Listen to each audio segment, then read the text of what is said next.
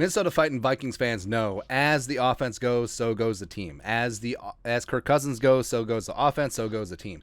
As the Vikings offensive line pass protection goes, so goes Kirk Cousins, so goes the offense, so goes the entire team. And with the offensive line, it all comes down to center Garrett Bradbury. Can he make the leap in year 4? The Vikings declined his 5th-year option, but it's clear GM Kwesi Adofo-Mensah, head coach Kevin O'Connell, new O-line coach Chris Cooper have a lot of faith in the former number 18 overall pick in the 2019 draft because they didn't sign a guy like J.C. Tretter or Matt Paradise. They did not draft a center like Tyler Linderbaum to immediately replace him. So they're going to ride with him. Even though they didn't pick up his 5th-year option, they are going to ride with the Grim Reacher, the pride of NC State. And what's been an issue with Bradbury is one-on-one pass protection, where his run blocking has been great, especially out in space.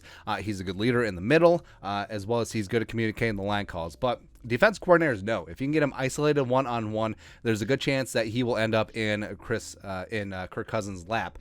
And one thing to rectify that would be him putting on good weight. And Garrett Bradbury has talked about that this offseason. Chris Thomason, go.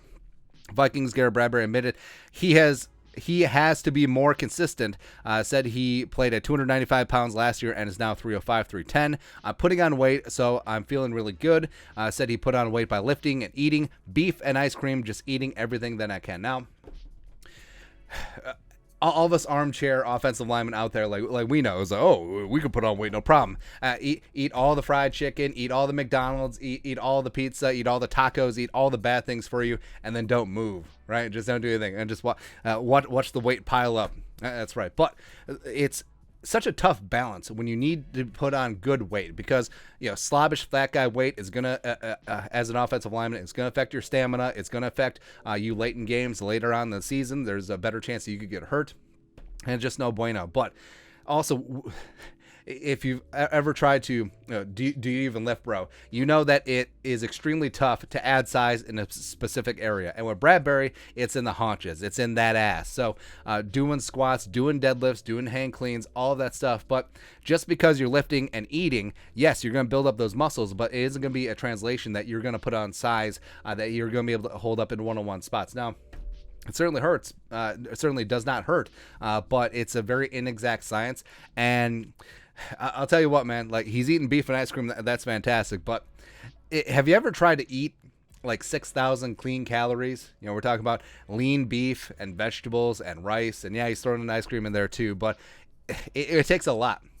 And there's a reason why all these offensive linemen, right after they retire, they drop 100 pounds. They drop 150 pounds. They're shredded as all hell because they are extreme athletes. They are the top 1% of the top 1% athletes in the world. It's just hidden underneath all of that. And mentally, it's got to be taxing too, because if you've ever let yourself go, if you ever had an extra 20, 30, 40 pounds hang around you, sometimes you feel bloated all the time, you feel inflamed all the time, you got inflammation up the wazoo, some of your clothes don't fit right, and it's tough. And it's like, oh, I gotta eat, I gotta eat, and it's not even fun eating. Like it's waking up in the middle of the night and downing a 600 calorie or 1,000 calorie protein shake, and then trying to go back to bed. You got heartburn, you got sleep apnea. It's no bueno.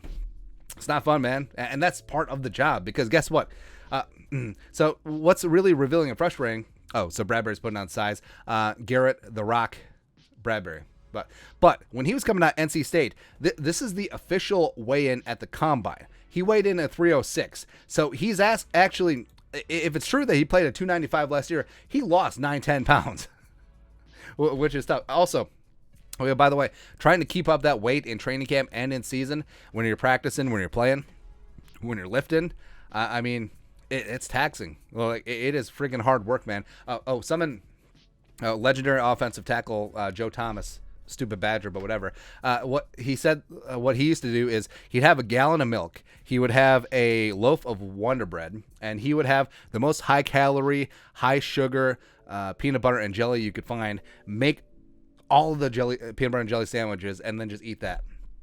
It's like, it doesn't even sound fun. Like, sure, like it sounds fun, like having 6,000 calories for a while, but then every day. Now, plus, also, let's not even talk about number twos. Like, to the moon.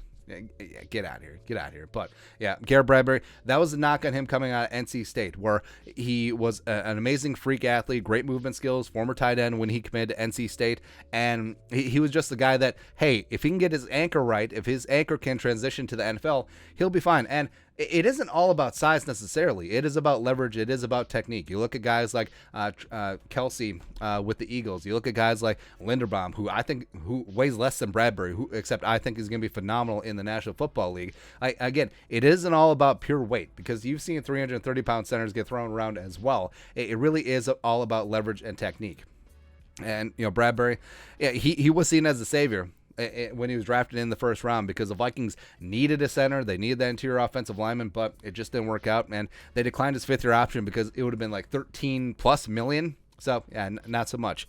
But like we talked about already this morning, the Vikings offensive line, they have options. So if Bradbury falters in training camp or preseason, Chris Reed is there, baby. Chris Reed is a rock-solid meat and potatoes veteran, plug-and-play starter. He'll be fine.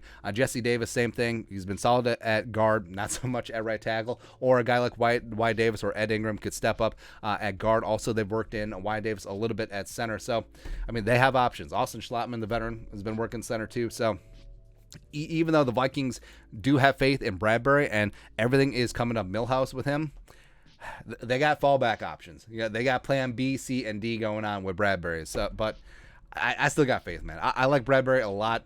And even though we've called a spade, we're not going to sugarcoat things. He's been one of the worst centers in the National Football League, and a big reason why the Vikings pass protection has been FUBAR the last couple of years. But, mama, I can change him. Year 4, Chris Cooper, beef and ice cream. Let's go. Let's go, man. But your thoughts are thoughts. Garrett Bradbury, adding some size. Oh, we need to put the rock back up there. There we go. There we go.